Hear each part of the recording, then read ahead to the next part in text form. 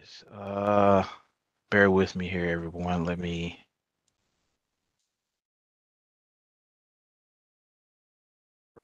This isn't the, let me get this screen. Can you guys see the PowerPoint? We can just see your screensaver, Corey, your picture, Uh, your family photo. Sorry about that. Now can you guys see the PowerPoint? Yeah. All Yes. right. All right. Awesome. Awesome. So let me expand this and we will get started.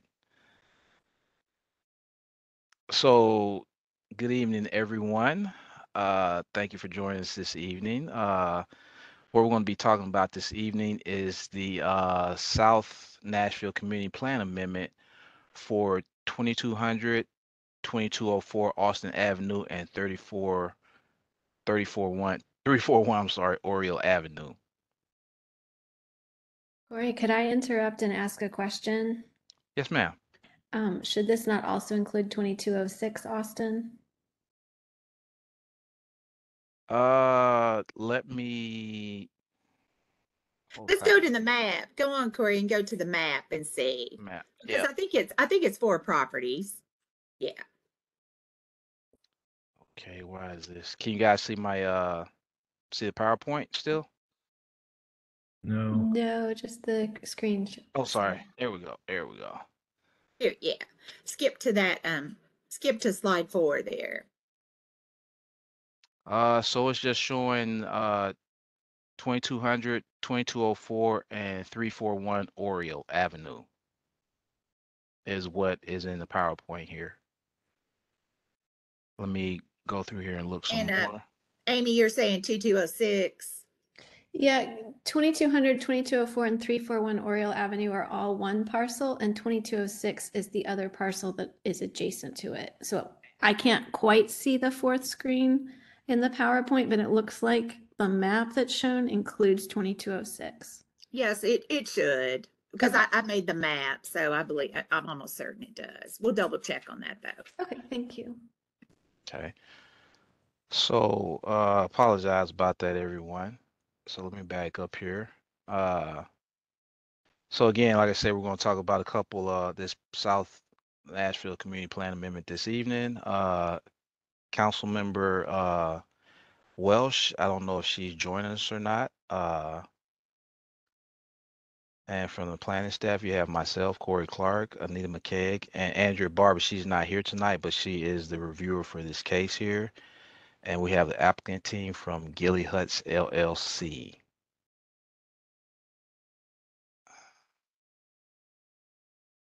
And so the agenda tonight, we're going to do the purpose of this meeting, the background information, policy and zoning. We're going to talk about the requested land use policy. Then afterwards, the applicant is going to do their presentation, and then we're going to open the floor up to questions and discussions.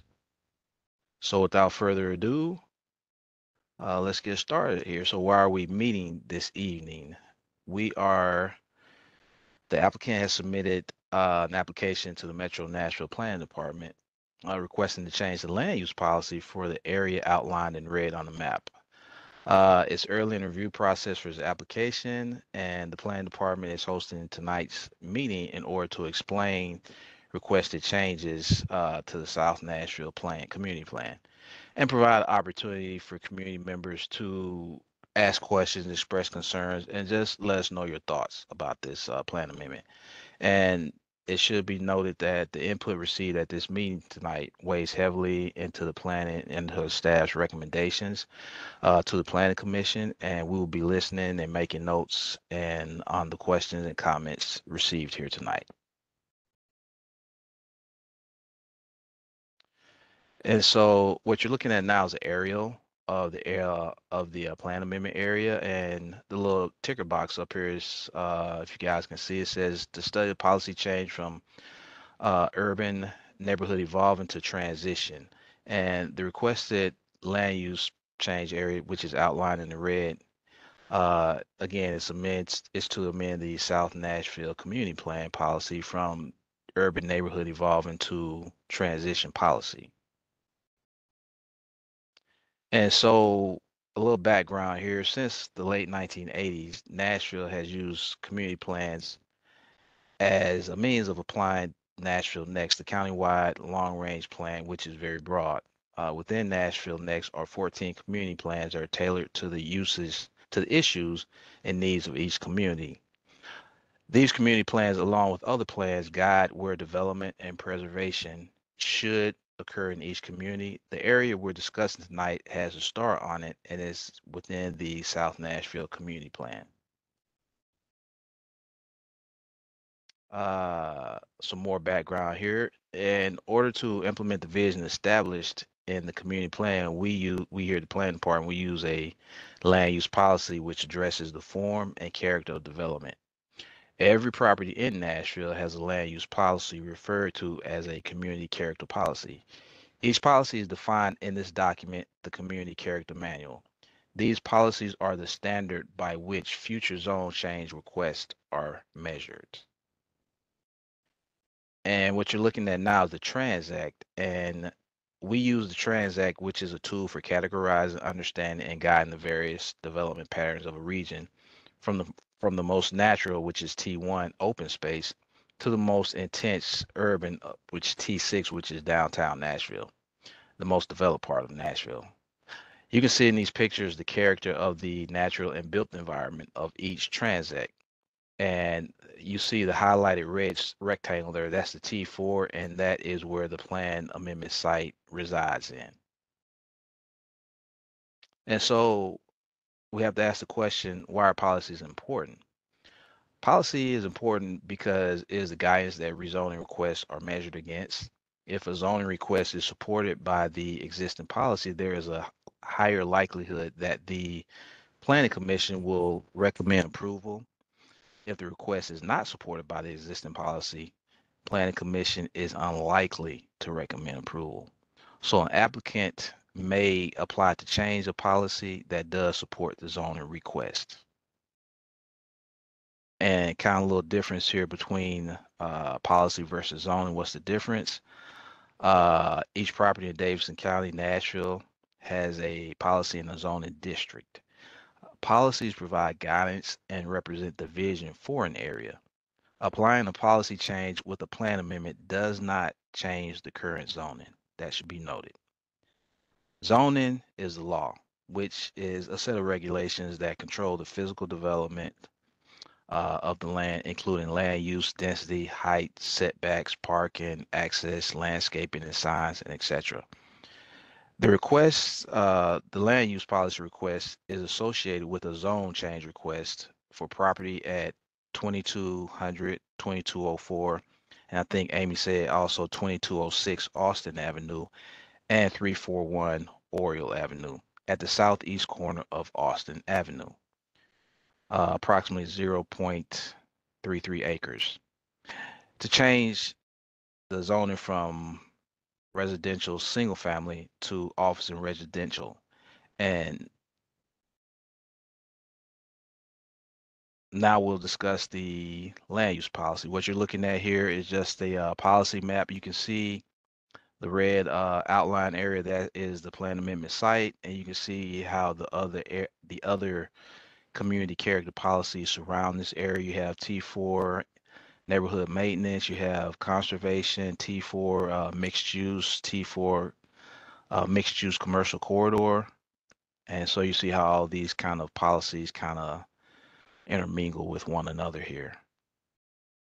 And so the current policy we have in place is the urban neighborhood evolvement policy.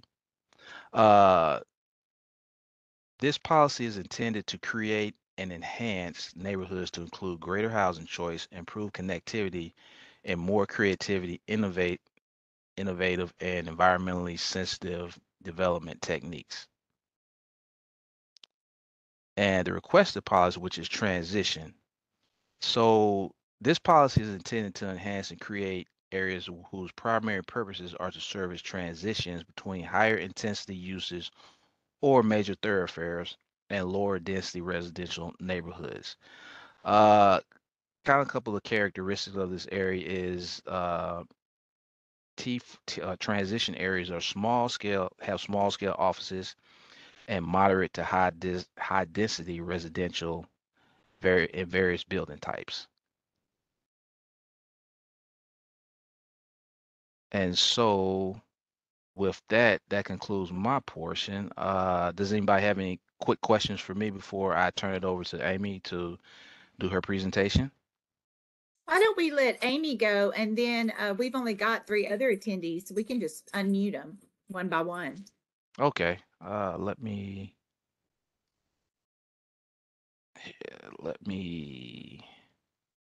Sade, can you unmute Amy, or is she able Yeah. to unmute herself? I can unmute myself. Do we need to share my screen? Yeah, I'm trying to.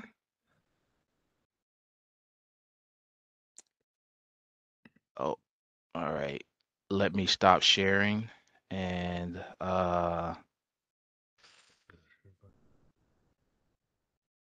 let me give. I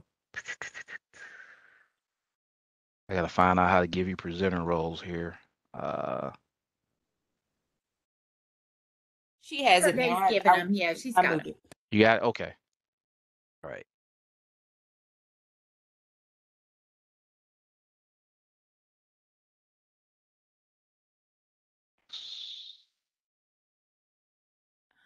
It's not letting me.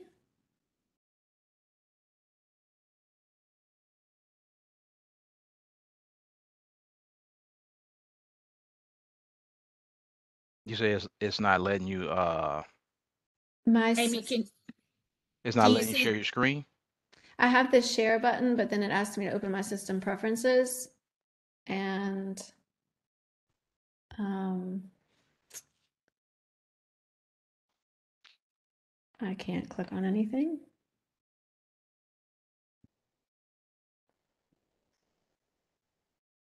Uh hmm.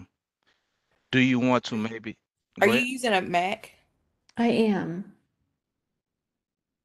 Yeah, so in your system preferences on your Mac, you'll have to allow WebEx to share on your computer. So you won't be able to share until you do that on the Mac.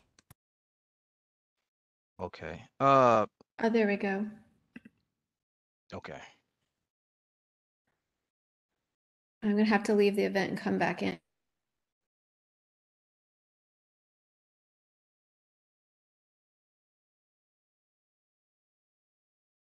Okay. Bear with us, everyone. Amy is I guess you all heard she's gotta leave and come back in so she can show us her presentation. Thank you all. Thanks, Kobe, for that. No worries. We're Yeah, having some appreciate technical it. difficulties and back and forth.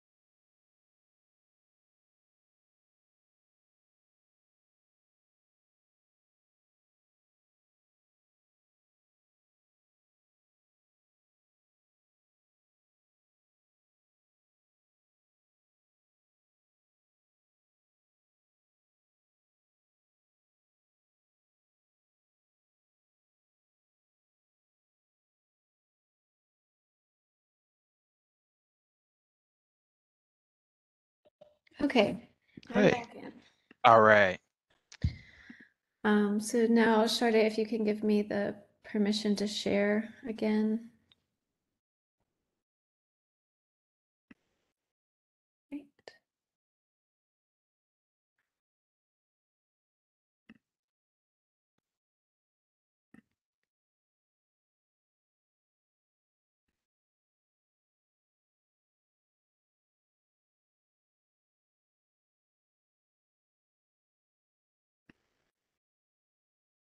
Can you see my screen? Yes, we can. Is it possible you can enlarge the there we go. Yep, Okay. perfect. Okay, so what we're trying to do, just to clarify, and if I understand correctly, we would have to change the land use policy for the entire 2 parcels. However, the end goal is only to change the zoning on the south side of this thick black line and the zoning for 2206 Austin. The zoning that we want is already applied to the 2 smaller buildings up here and this larger building here. So the current zoning is sort of randomly bisecting the lot, the 341 Oriel lot, so that part of the building is residential use only and office use is not permitted, but the rest of the lot is office residential, which is the end goal. So the reason why we feel this is a reasonable request is that office residential zoning serves to transition between commercial zoning, industrial zoning, and residential zoning. And so what this lot faces currently, on the north side, it faces commercial zoning, which is currently an auto body shop. On the west, it's zoned commercial, and it is the dry ice building. I can't think, sorry, I just lost the name. And then then a little farther down, yeah, Continental Carbonics. And then on the northeast side, it's zoned residential, but it's used as a junkyard. So what the usage that we're asking, that people who want to use these buildings, they're wanting to live and work in the buildings, and currently those 2 segments you can only live in, but because they feel like they're surrounded by a bunch of commercial stuff, they'd like to also be able to have an office or a recording studio or something like that. So currently these are the 2 buildings that are zoned office residential, and that's how they've been used. We've had a painter and a musician and a dancer who have all lived upstairs and run their artistic endeavors downstairs. And then this building is used again as there's a musician and a woodworker that work in there. But then there's this back portion that can only be used residentially. And we just like the zoning to be coherent over the whole building.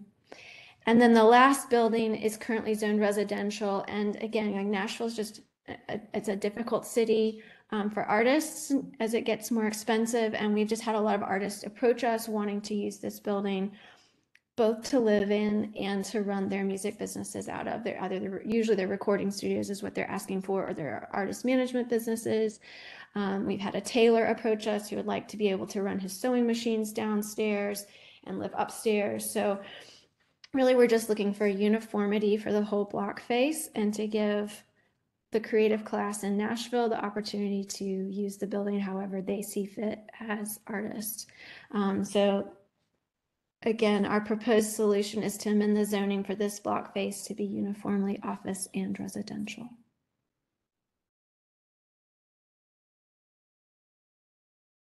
And that's all. That's it. Okay. That's all we're asking for. All right. Okay.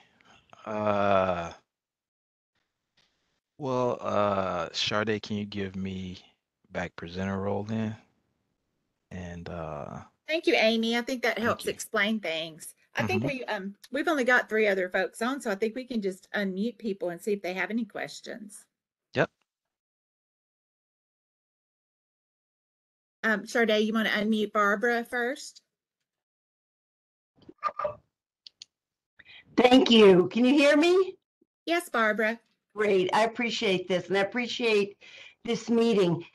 I have a couple of points I'd like to make. So I live on Peachtree Street, about 2 blocks away from this development, and I'm quite familiar with it. One point I just want to make is that the map that you showed that detailed the surrounding zoning, actually, what you didn't mention is that while you showed that on 2 sides, the the west and the north, there is commercial development. On the other 2 sides, the east and the south, there's quite an extensive residential development. And a long-term residential neighborhood. We've lived in this neighborhood nearly 40 years, and we were part of the original discussions with Metro to assure that this neighborhood would remain a modest residential neighborhood that would accommodate people who were interested and able to buy smaller homes, who did not fit who would be able to purchase a home with a lawn and a driveway and a garden. And the neighborhood associations over the years have fought quite quite aggressively to hold on to the residential character of the neighborhood.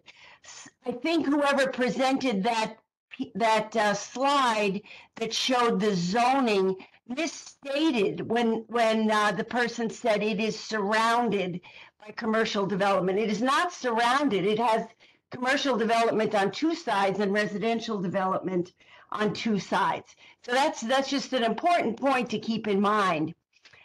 And my question at this point is, what can you tell us based on your experience with other requests about the likelihood of there being some kind of creeping commercial rezoning or changes in policy? Will this be the only one, or will the next thing be the people block away who want to do the same? We're a neighborhood where developers are coming in not to build mega mansions, but to build commercial development because of the access to Nolensville Road. So we're quite concerned about that. What can we expect as a neighborhood, as a residential, long-term, peaceful, multi-ethnic, et cetera neighborhood? Of course, Barbara, I've worked with the Woodbine neighborhood a lot, several years now. And so I know that that's been, a concern. And so when we were, the planning department, when someone asked us, Corey, can you go to the map, the policy map?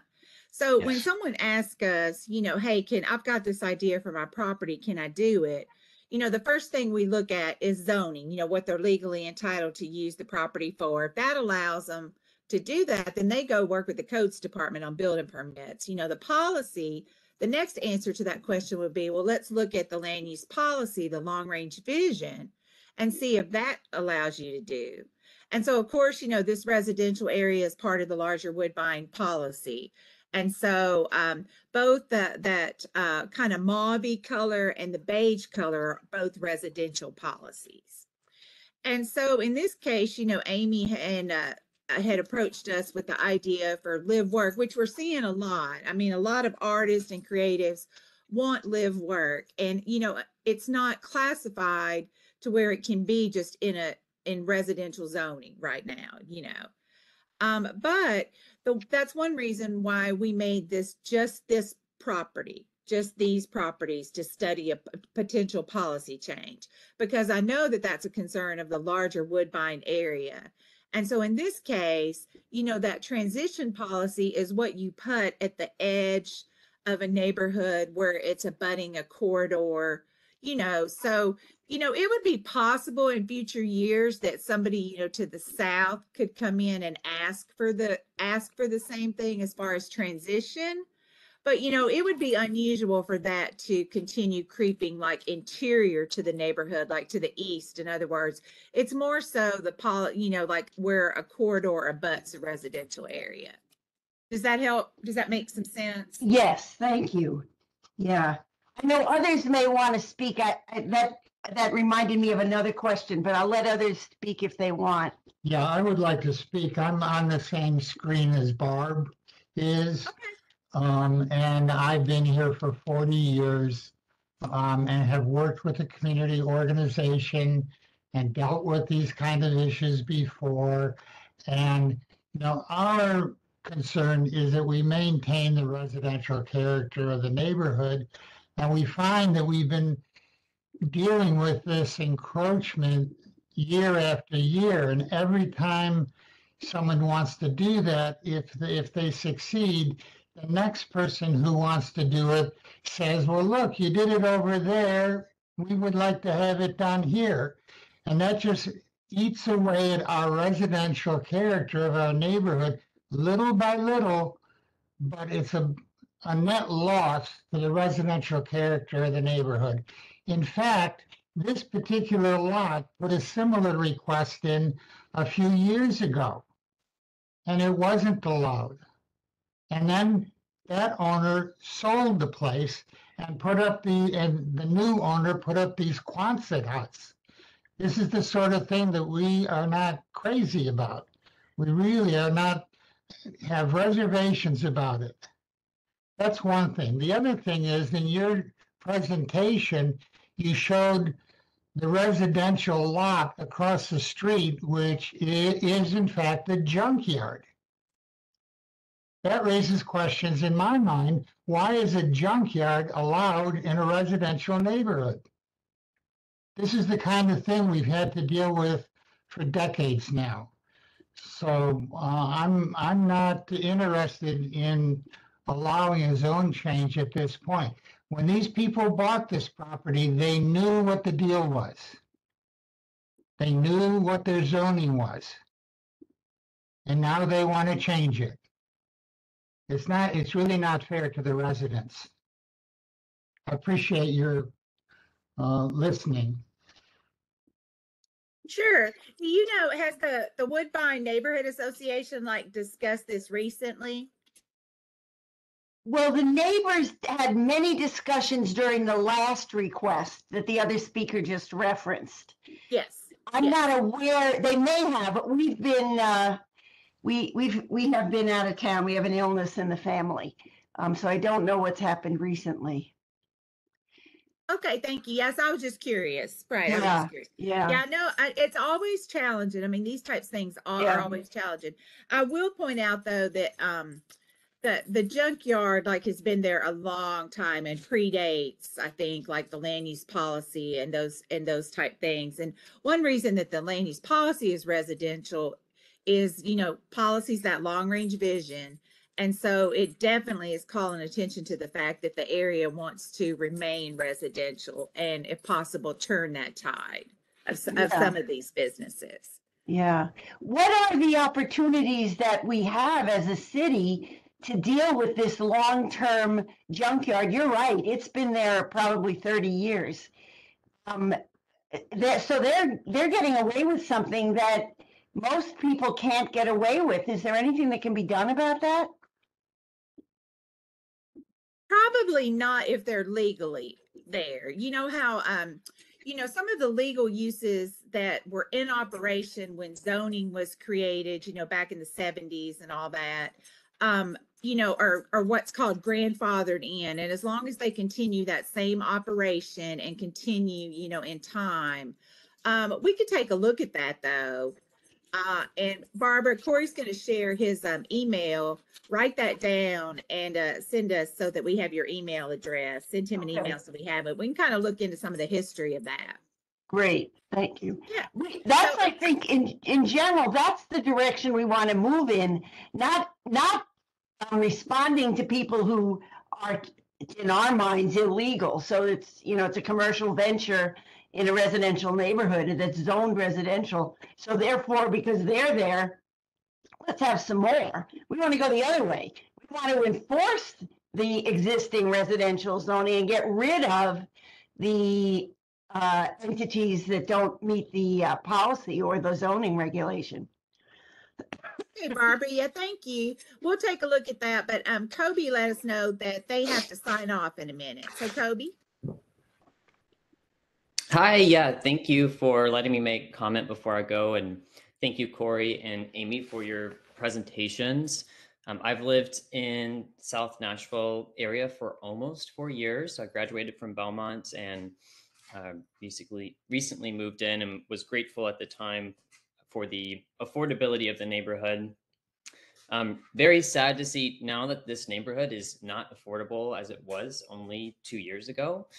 And so I do fully support this plan. It's very exciting to see more opportunities to create affordability for artists. As a Belmont alum, I went to school with a lot of people in that creative class, and I know they're just getting pushed farther and farther outside of the city. So this is really exciting to me. I think it's great in proximity to one of our high frequency transit corridors on Nolensville Pike. So, what I'm seeing from this neighborhood as it does transition with some of the people that have moved in more recently is a greater priority on walkability and affordability. So I would love to see even more of this land use transition over time to make sure that Nashville remains affordable for the creative class and for people like me who come here to go to college and want to make Nashville their home. So thank you again for the great presentation. This is exciting to see, and I do fully support. Thanks, Kobe. Thanks for Thank you. joining. Yeah, thank you, Kobe. Appreciate it. So, Pete, anything to say?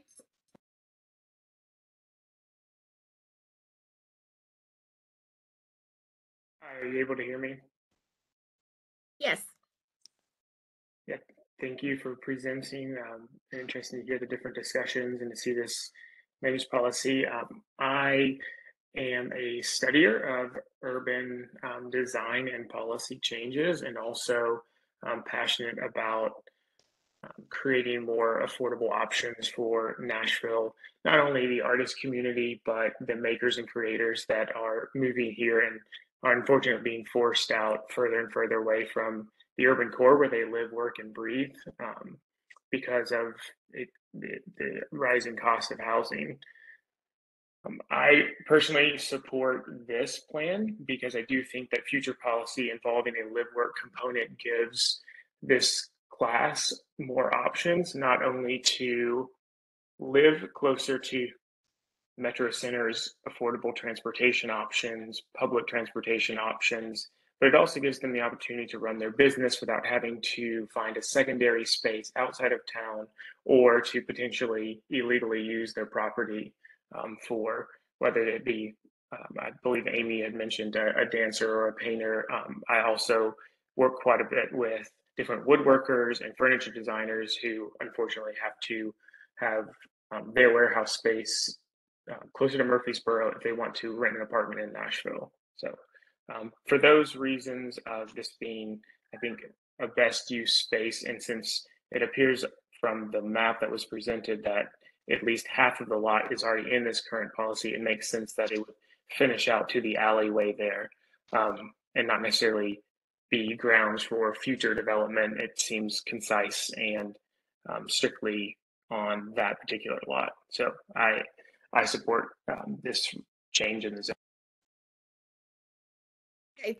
Thank you, Pete. Yes, and it's the zoning that's there that's splitting the lot, not the policy. Just a quick clarification there. Understood. Yeah. Barbara, did you have another question? Well, let me make this point. This is not making things more affordable. It's making things less affordable. I understand that one of these dwellings is on the market for 500K, which is way, way beyond what the rest of the neighborhood residents could afford. So if you think of it as a business, it may be affordable, but if you think of it as a residence, which is what the neighborhood is supposed to be, it's not affordable for the kind of people who live in our neighborhood. My question is, I guess, the two people who just spoke, I know one has lived in the neighborhood for 4 years. The other gentleman, pleased that you're participating, but I'm just would like some clarification about whether you live in this neighborhood, because you mentioned Metro Center. We're kind of on the other side of town from Metro Center. Do you know where we're talking about, and where do you live?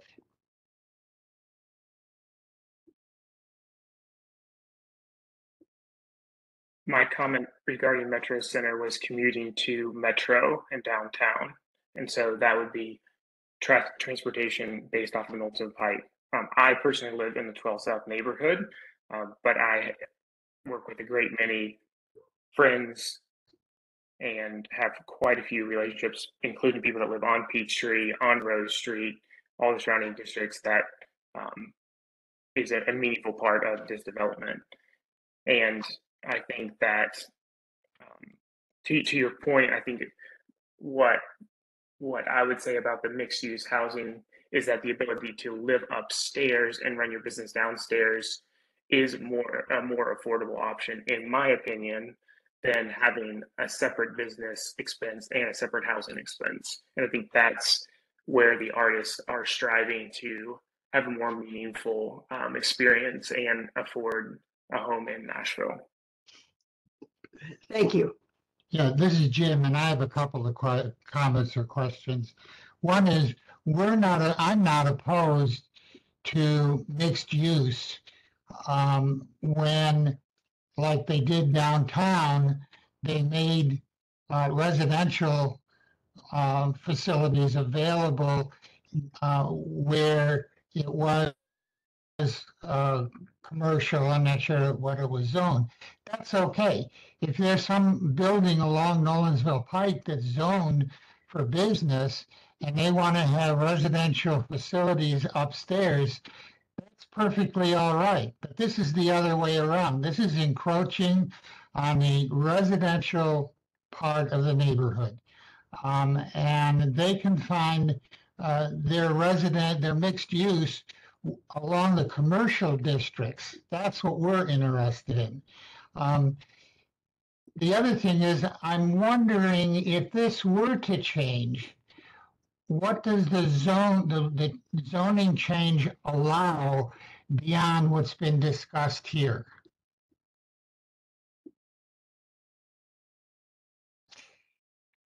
The zone change that's requested is OR 20, which is office and residential at 20 units an acre maximum.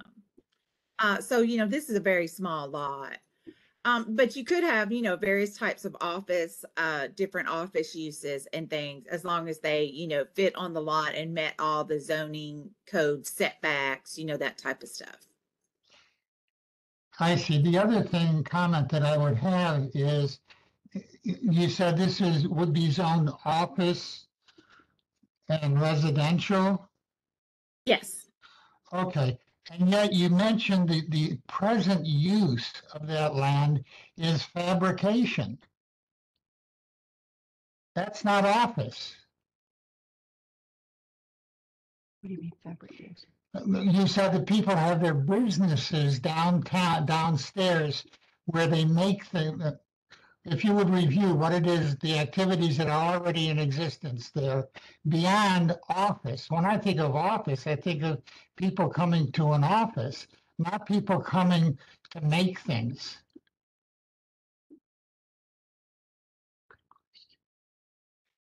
Amy, do you know what your current, where it's zoned to OR 20, what your current classification is by the codes department? It's office residential. So there's someone who lives there and there's someone who has a recording studio there in the office So space. that's classified as office. And it's probably because people it's not serving a lot of customers, right? That's correct. Now, in the residential portion, the person that lives there also has a garage, for their personal vehicles. That portion is not a business. It's just like anybody's garage. And they have, a few tools there, but it's all fully conforming. I guess while I have the floor, I would clarify, yes, we purchased this property understanding the zoning. This request to change it is based on the feedback of the people who want to use the property. So we had no intention of changing the zoning when we purchased it. But the overwhelming desire is that people want to be able to. So we have the three portions that are already functioning as office residential. The portion that we're looking to change specifically 2206 Austin. It's just the people that are drawn to these buildings, whether you like them or not, they're artists and they want to be able to make their art legally. And we want them to do it legally as well. I understand about, I feel the same way as Barbara about the junkyard. We probably could get away with doing all these things illegally, and our tenants could if they wanted to, but we want them to be legal. And so this is the overwhelming request that people want to be able to function as artists in these buildings. And so I hear the question about, why'd you build them and then change? And the response is just, this is responding to the neighborhood and what the people who want to live in Woodbine need. And so we're just trying to meet their needs to live here. Okay. So as Corey mentioned, this is early in the review process. One of the things when somebody comes to us and wants to change the land use policy, we hold a community meeting and get feedback. So that's what this is for. I mean, no decisions are being made tonight. This is just input into the planner's review process and Metro's review process. So I think, we've heard the different points and pros and cons, and we'll take that into consideration. And like I said, follow, we will let you know, keep you updated, especially if you send us an email.